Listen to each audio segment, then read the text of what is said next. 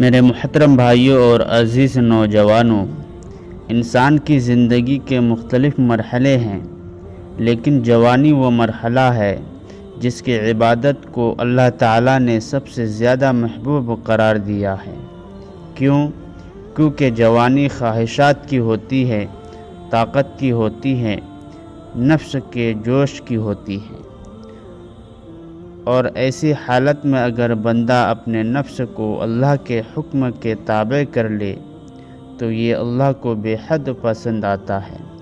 نبی کریم صلی اللہ علیہ وسلم نے فرمایا، 7 لوگ قیامت کے دن اللہ کے سائے میں ہوں گے جب اس کے سائے کے سوا کوئی سایہ نہ ہوگا۔ ان میں ایک وہ نوجوان ہے جو اپنی جوانی اللہ کی عبادت میں گزارے۔ ذرا سوچئے، قیامت کی گرمی، پسینہ، خوف، اور اللہ ایک نوجوان کو خاص سایہ عطا فرما رہے ہیں۔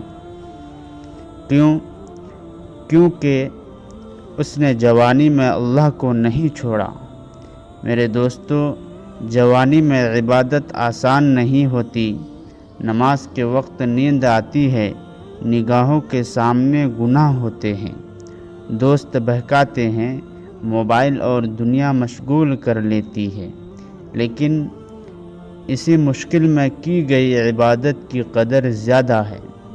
حضرت یوسف علیہ السلام کو دیکھیے، جوان تھے، اکیلے تھے، گناہ کا پورا موقع تھا، لیکن بولے معاذ اللہ، میں اللہ سے ڈرتا ہوں۔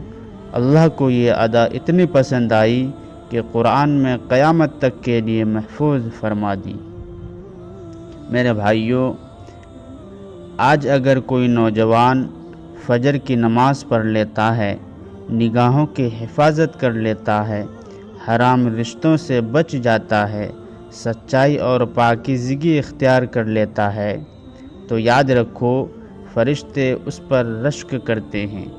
نبی کریم صلی اللہ علیہ وسلم نے فرمایا، اللہ تعالیٰ اس نوجوان پر فخر کرتا ہے جس میں جوانی ہو مگر وہ گناہوں سے بچے۔ کیا ہی بڑی بات ہے کہ اللہ خود فخر کرے۔ یاد رکھو، بوڑھے ہو کر عبادت کرنا سب کر لیتے ہیں، لیکن جوانی میں عبادت کرنا بہادری ہے۔ آج اگر ہم نے جوانی کو ضائع کر دیا تو کل بڑھاپے میں حسرت کے سوا کچھ نہیں بچے گا۔ نبی کریم صلی اللہ علیہ وسلم نے فرمایا، قیامت کے دن بندے سے 5 سوال ضرور ہوں گے، ان میں ایک یہ بھی ہوگا، اپنی جوانی کہاں خرچ کی؟ سوچئے، ہم کیا جواب دیں گے؟ آئیے عہد کریں، جوانی کو نماز سے جوڑیں گے، قرآن سے رشتہ مضبوط کریں گے، حرام سے بچیں گے، اللہ کی رضا کو مقصد بنائیں گے۔ اللہ ہمیں اپنی جوانی میں عبادت کرنے والا بندہ بنا دے اور قیامت کے دن اپنے سائے میں جگہ عطا فرمائے۔ آمین یا رب العالمین۔